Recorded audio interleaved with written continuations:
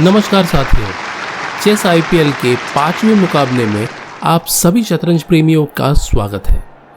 इस पूरे श्रृंखला में कुल 10 खिलाड़ी हैं, जिनमें 8 खिलाड़ियों ने एक मैच खेला है।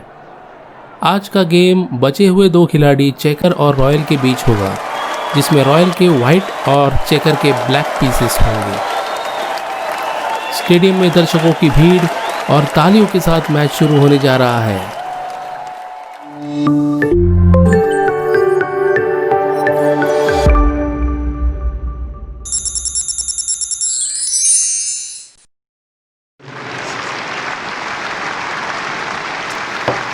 ये रही पहली चाल।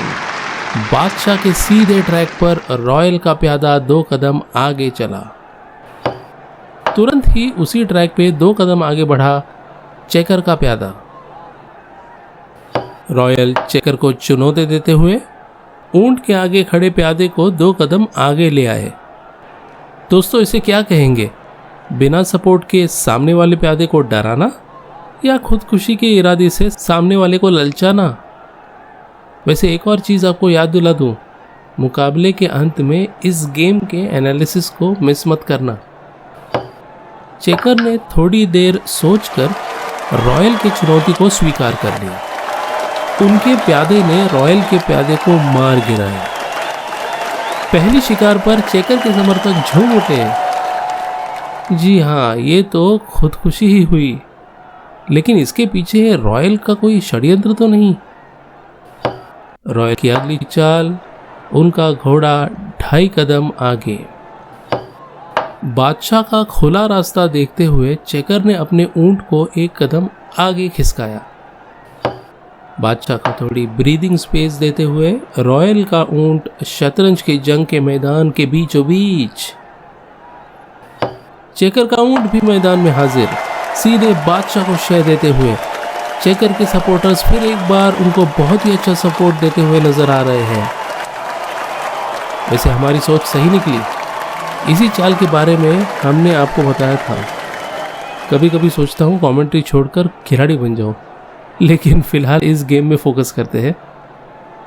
एक बहुत ही गहरी सोच के बाद रॉयल ने अपने प्यादे को 1 कदम आगे कर दिया। इस चाल से रॉयल चेकर के ऊंट को डरा नहीं पाएंगे, क्योंकि उनका प्यादा मर भी सकता है। और वैसे ही हुआ। चेकर ने रॉयल के प्यादे को अपना शिकार बना लिया। दर्शकों में फिर एक बार तालियां। क्या अब रॉयल के सपोर्टर्स को चीयर करने का मौका मिलेगा? क्या चेकर का पहला प्यादा मारा जाएगा?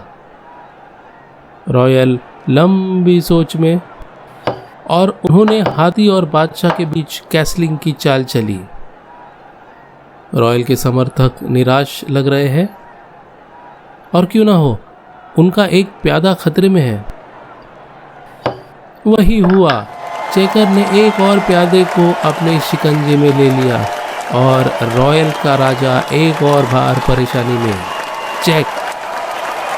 एक तरफ चेकर के सपोर्टर्स में जोश और दूसरी तरफ रॉयल के समर्थकों में सन्नाटा। रॉयल ने अपने बादशाह को कोने में ढकेल दिया। भाई, ये गेम कुछ समझ नहीं आ रहा। रॉयल डिफेंसिव है, एग्रेसिव है, उनके दिमाग में क्या चल रहा है कुछ पता नहीं चल रहा। यहाँ चेकर के पहले प्यादे की शिकार हो सकती थी, लेकिन फिर भी रॉयल ने उस विकल्प को नहीं चुना, और वहाँ चेकर का सिर्फ एक शिकारी ऊंट मैदान के अंदर और बाकी सारे सैनिक अपनी अपनी मूल जगह पे। और चेकर का ऊंट जो रॉयल के बादशाह के पीछे हाथ धो के पड़ा था, वो अब पीछे मुड़ गया है। बहुत ही कम बार ऐसा देखने मिलता है। इतनी चालों के बावजूद एक तरफ के सारे सैनिक बिना बोर्ड को डिस्टर्ब करते हुए एक लाइन में खड़े हैं। रॉयल की बारी। उन्होंने अपने ऊंट की मदद से सीधा चेकर के एरिया में घुसकर उनके प्यादे को उठा लिया। चेक।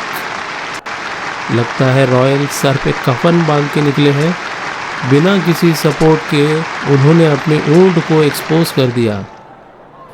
चेकर के बादशाह ने रॉयल के ऊंट की हत्या कर दी।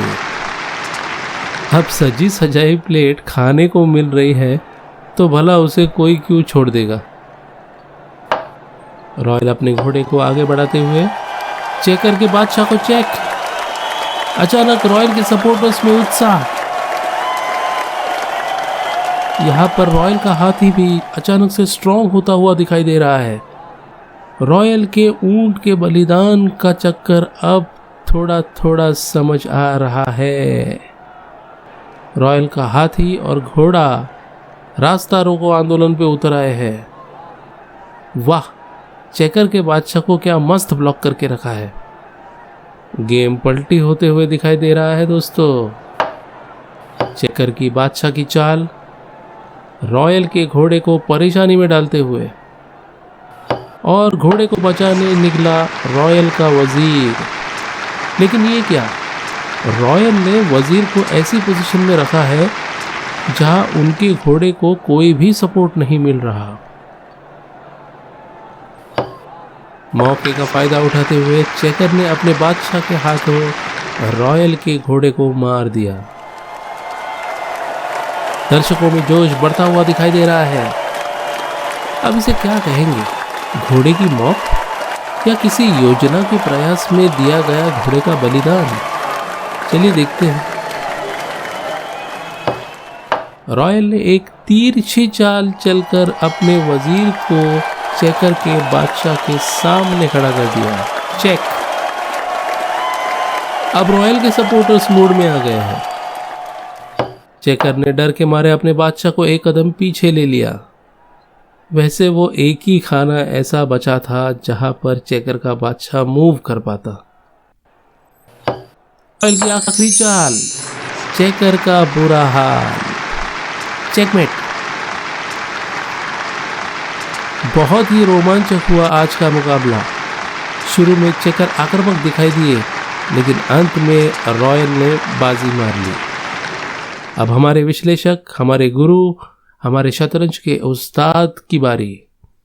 सुनिए पूरे गेम का विश्लेषण कुछ ही क्षण में।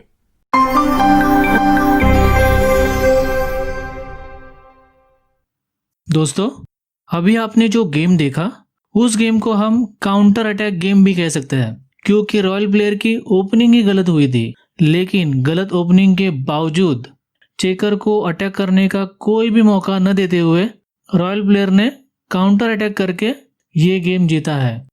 आप भी ये गेम दोबारा देखकर, अगर आपकी भी ओपनिंग रॉयल प्लेयर जैसी होती है तो सामने वाले को कोई भी मौका न देते हुए आप सीधा उस पे काउंटर अटैक करके आप अपना गेम जीत सकते हो। लेकिन उस काउंटर अटैक से बचने के लिए क्या करना होगा, मतलब उसका सलूशन क्या है, वो मैं अभी आपको बताता हूँ। उसके लिए गेम में थोड़ा रिवर्स ले लेता हूँ और यहाँ पे स्टॉप कर देता हूँ।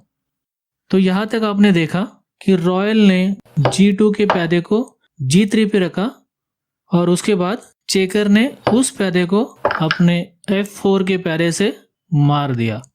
और उसके बाद खतरे को देखते हुए रॉयल प्लेयर ने कैसलिंग की थी। चेकर ने अपने G3 के प्यादे से रॉयल के H2 के प्यादे को मार दिया था। लेकिन ये गलत मूव थी। यहाँ पे चेकर को अपने D7 के प्यादे को एक कदम आगे बढ़ाना था, मतलब D6 पे रखना था। इससे क्या होगा, इसकी पॉसिबिलिटीज हम अभी चेक करते हैं।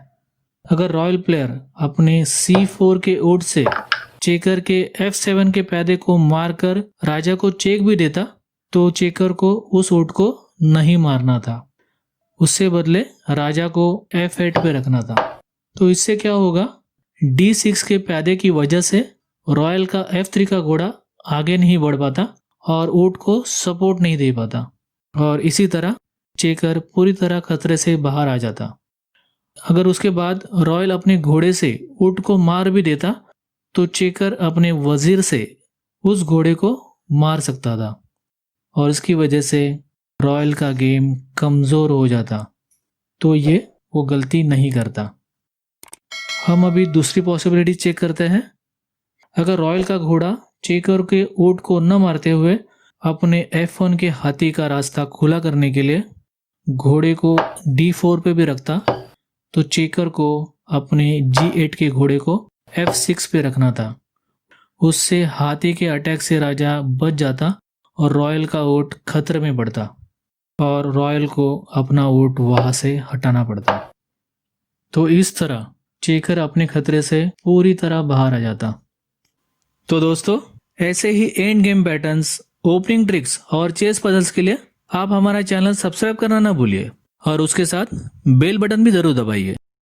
तो दोस्तों, आज के लिए इतना ही। मिलते हैं अगले वीडियो में। तब तक के लिए अपना और अपने परिवार का ख्याल रखिए। धन्यवाद।